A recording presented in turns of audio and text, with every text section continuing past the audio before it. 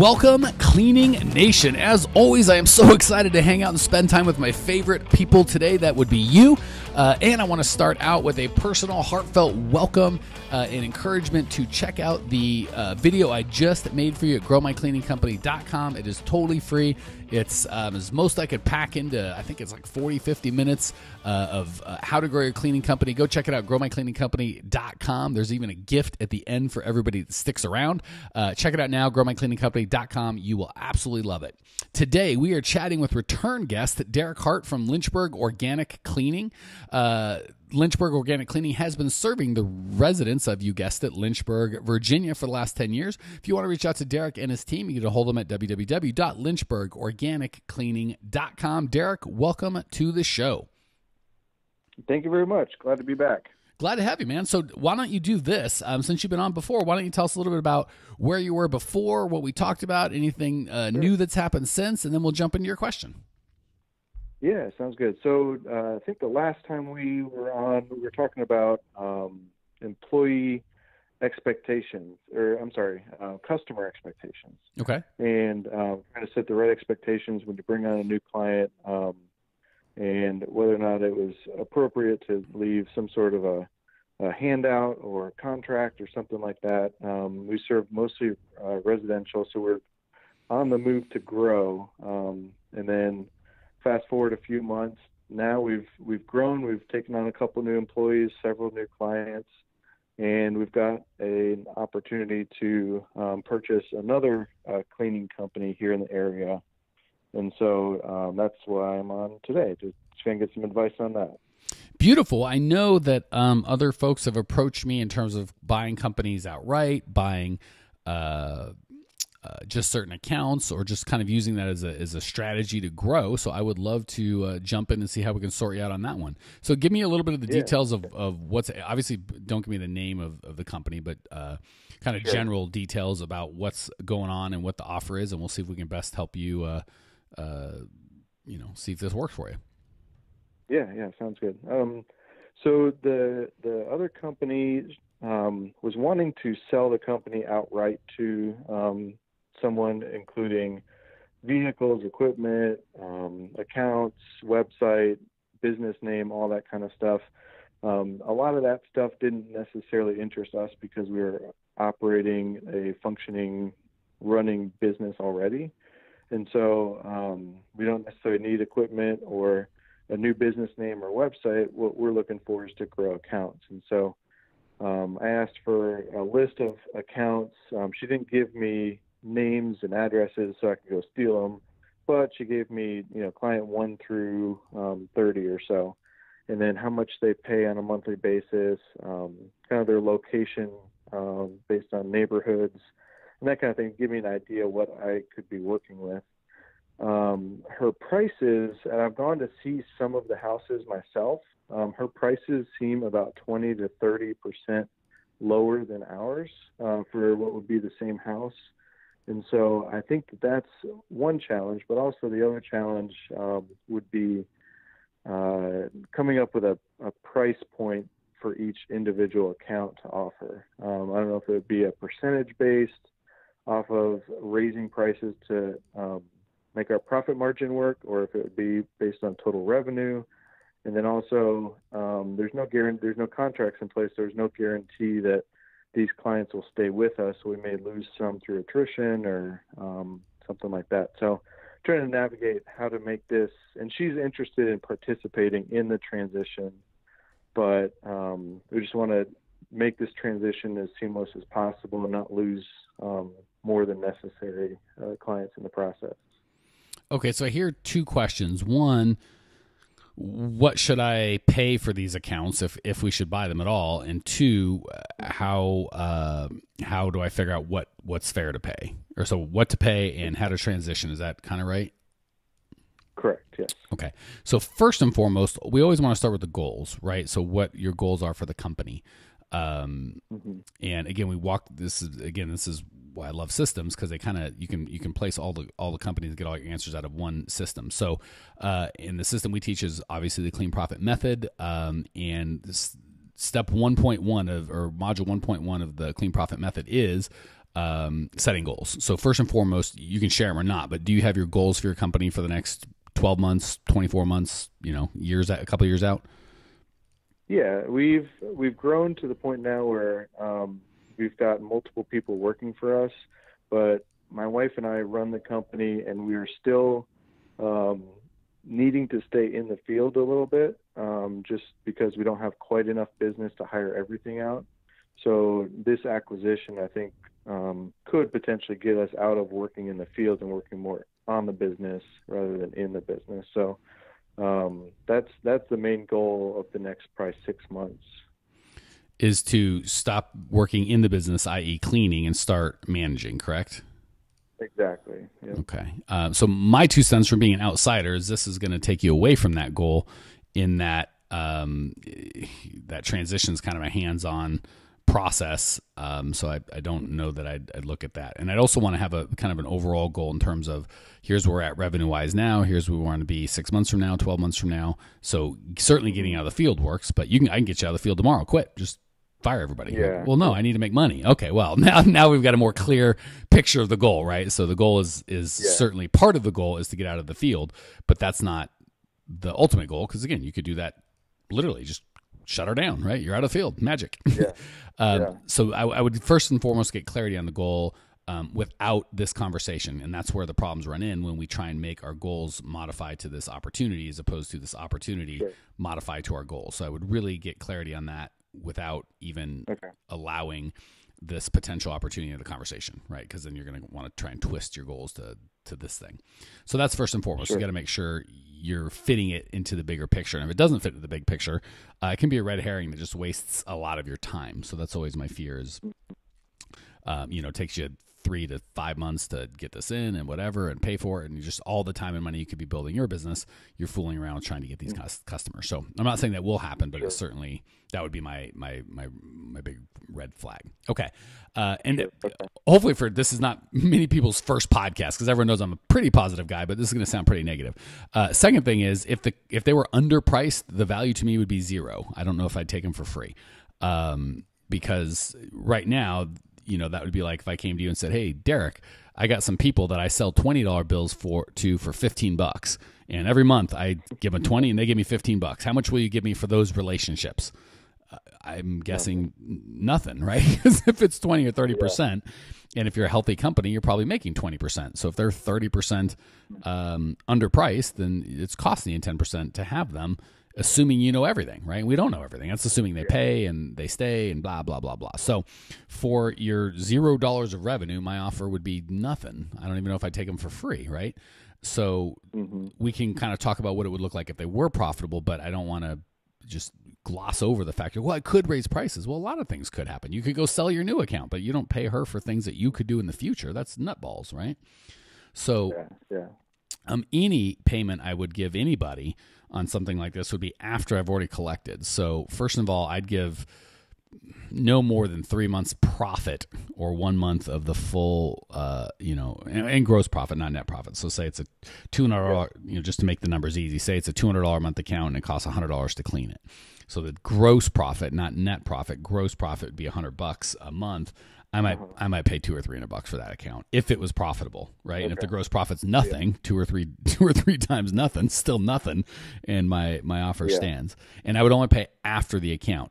And you said one thing I want to make sure we just correct. None of it's guaranteed. There's no contracts.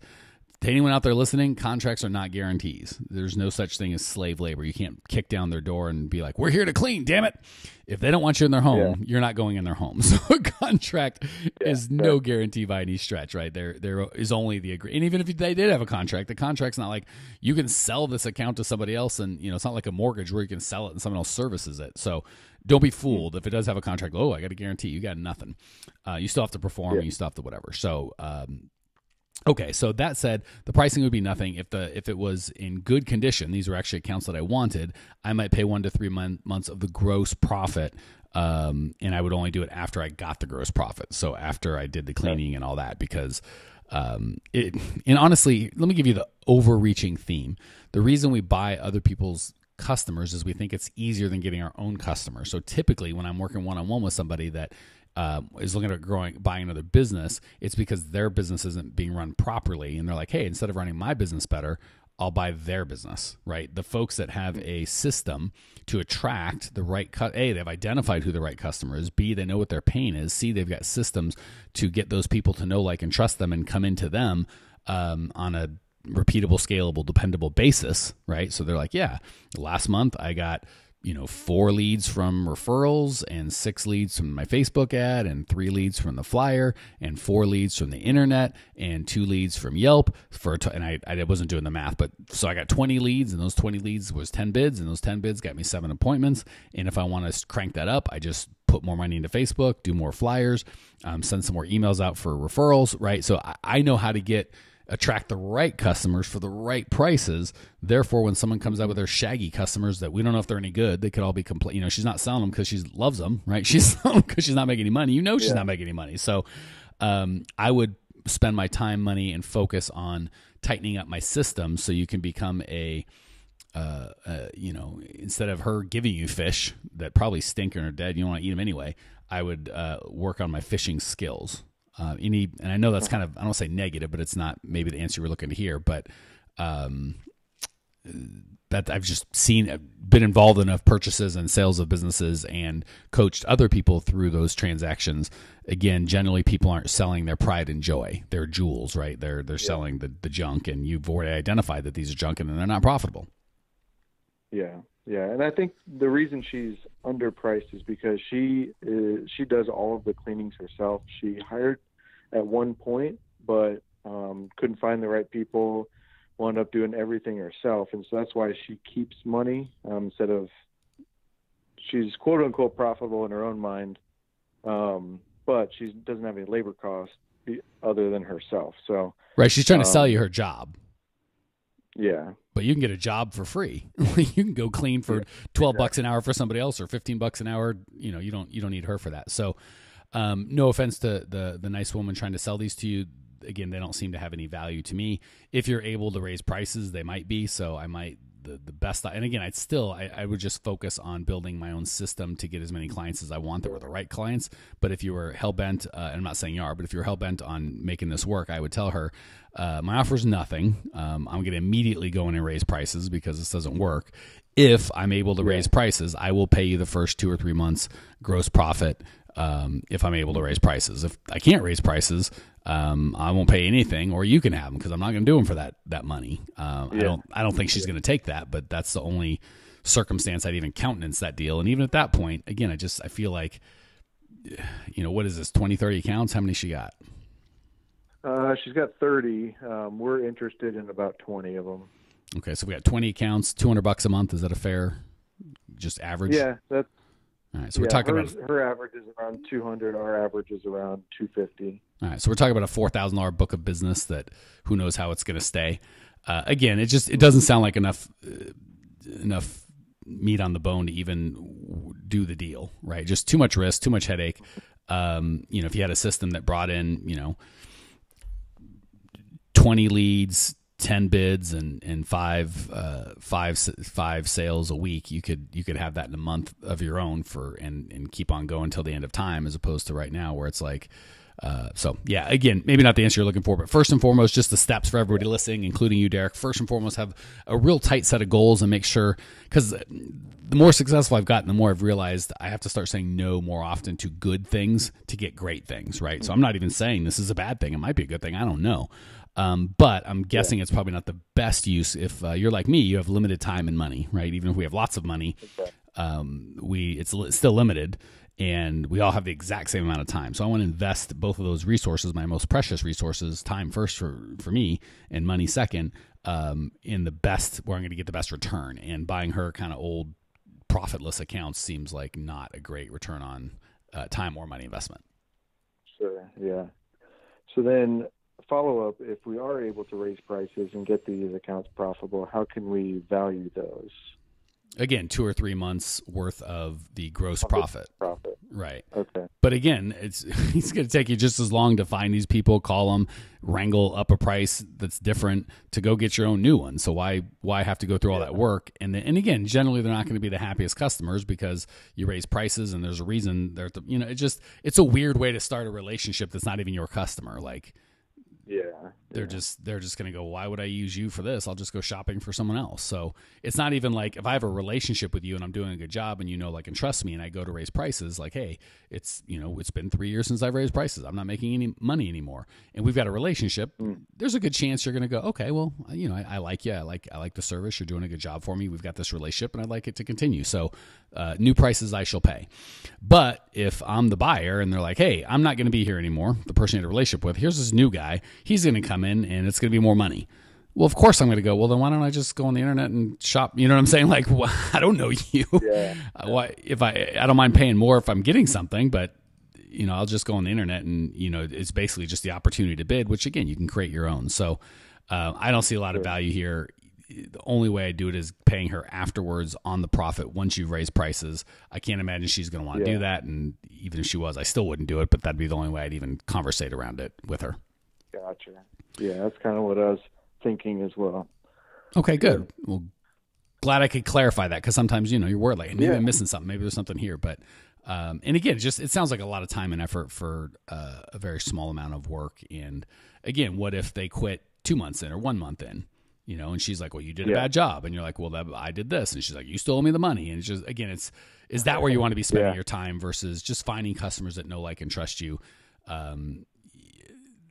that are kind of pre-sold, understand the value that you bring. And again, hopefully, certainly if you're a Clean Profit Method member, you've got a niche and maybe these fit your niche, maybe they don't. And we don't want to stretch our niche or change it just because, this lady wants to sell us her job, right? The niche is the niche. Like, I've had car dealerships, construction companies, manufacturing.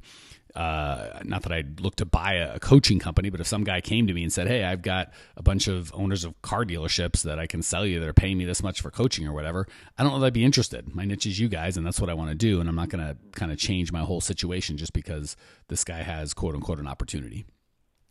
Yeah. Okay. Any questions or thoughts or needs before we hit the lightning round? Not that I can think of. Cool. All right, let's do it. I'll shut up for 2 seconds. We will give Derek the opportunity to share some of his genius. As we're going in, I want to, again, personally invite you. It's so funny. We get people texting on our Facebook group, not texting, but emailing, posting on the Facebook group, reaching out to us all sorts of ways, going, hey, I want help. I want in. How can you help me? Where do I start? What do I do?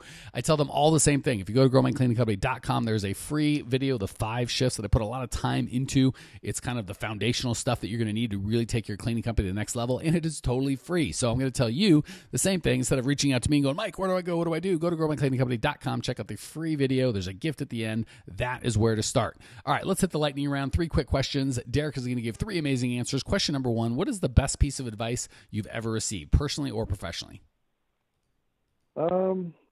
Professionally, I would say taking care of your employees because they're responsible for a lot more of your revenue in a business than an individual client. So a lot of times people say the clients come first, but I think the employees have a much bigger impact on the company overall. That's really insightful, and I agree. When I was a younger businessman, I used to think the same thing. Customer's always right. Got to do the customer. Customer's paying us the bill. But then I realized you're right. One valuable employee can be worth hundreds of thousands or millions of dollars, whereas typically average customer, even a good customer, is not worth anywhere near that. Great feedback. All right, question number 2. What's the biggest mistake you've made in the cleaning business that maybe we can learn from? Outside of underbidding, which I learned early on, and the most common one, I would say just not being willing to grow and learn.